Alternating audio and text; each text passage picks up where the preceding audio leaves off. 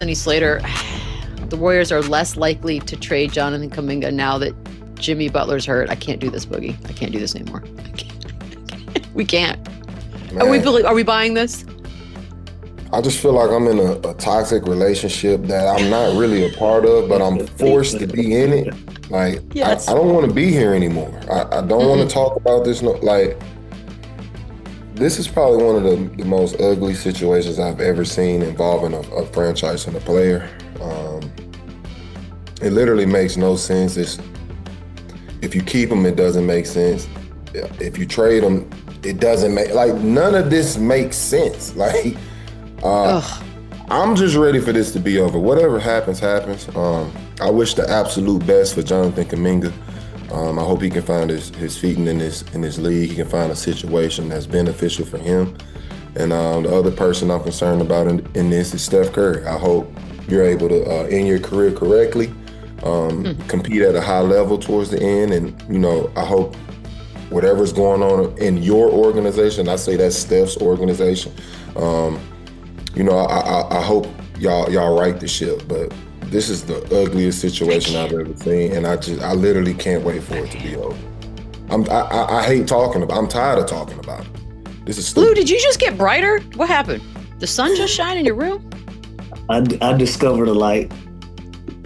Just now on Wednesday? Okay, let's just... We're going to do this again tomorrow. I'll be better lit tomorrow. Jason Tatum okay, good. We're going to talk about Jonathan Kuminga. Jason Tatum recently said, quote, "The career I have right now, if I had it with the Memphis Grizzlies, I would have a statue outside of the arena right now."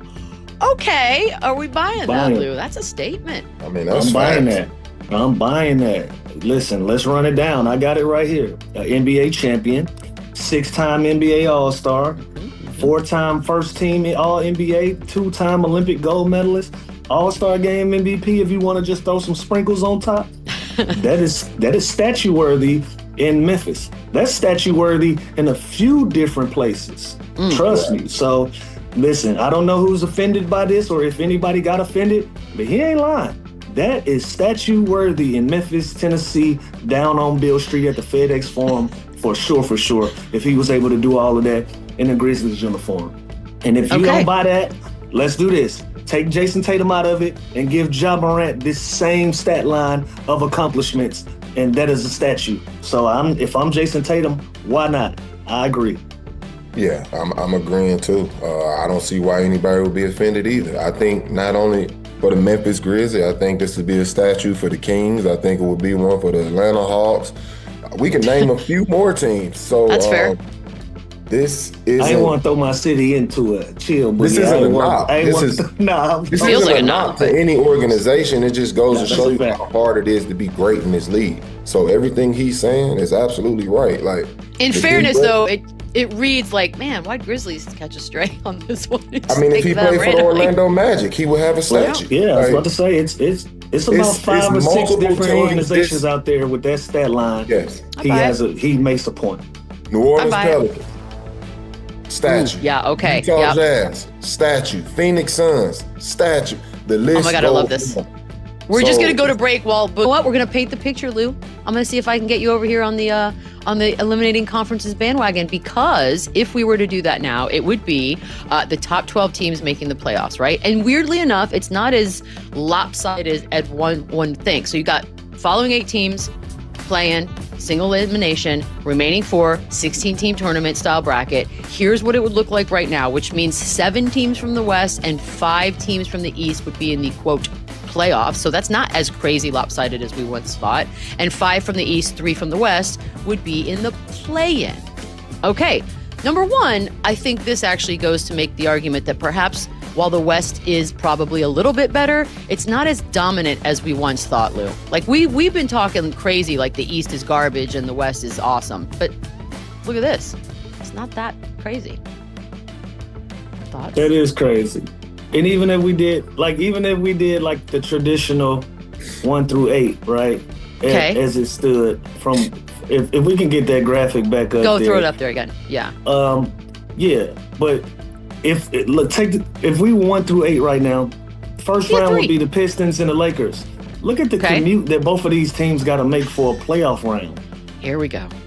Like, so, so... Horse and wagon, is that what you're worried about? That the horse and wagon commute's going to take too long? No, it's not a horse and wagon. I think you guys just don't understand how much of a thing that is for teams and for travel. If you're trying to get the quality of a game, like if you're trying to get quality of a game, and we're traveling across the country every 4 days to play games, you're not going to get the quality of the game that you want. Now, you're not. I'm telling you. As a matter of fact, you got time. You got time to get there. It's only chill. my life's work, Beetle. I'm telling you. But Boogie's laughing, and I don't know which way he's going to go on this. This is like, I have no idea where he can have his own opinion. Let's ask Boogie. He can have his own opinion. Do you not think it'd be more fun to watch? I'm actually open to it.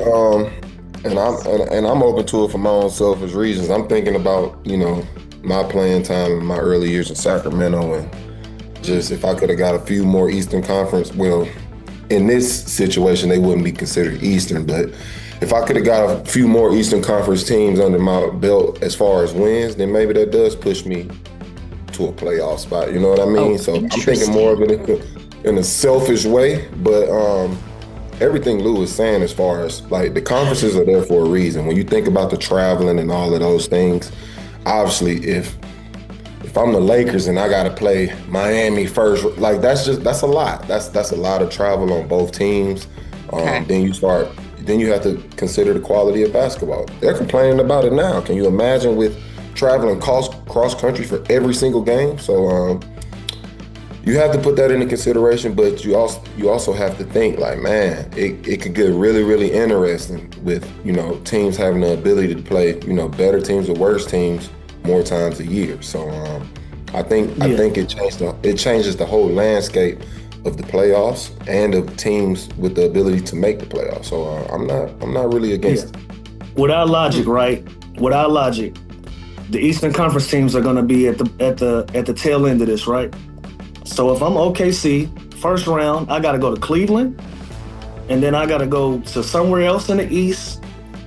So how is that a benefit for me to fly? Well, 2 or 3, 4 hours.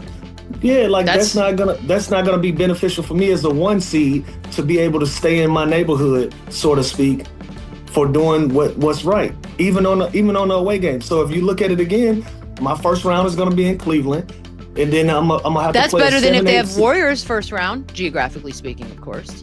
Somewhat. Technically. Yeah, somewhat. But again, so if I got to go from Cleveland, and then if I have to go to Cleveland to Toronto to New York to get to a championship, and I'm a 1 seed, that's just a crazy ask. I'm sorry. For round after round, OKC is one that's of the a crazy ask.